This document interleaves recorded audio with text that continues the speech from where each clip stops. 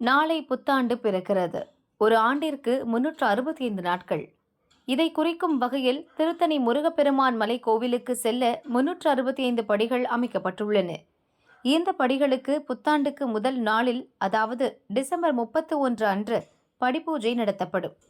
ஒவ்வொரு படியிலும் மஞ்சள் பூசுவர். படிகளில் குங்குமம் வைத்த பிறகு கற்பூர ஆரத்தி காட்டப்படும். இப்படியே 365 படிகளுக்கும் பூஜை முடிந்த பின் முருகன் சன்னதியில் பூஜை நடத்தப்படும். பல பக்தர்கள் இதை வேண்டுதலாகவே செய்வர்.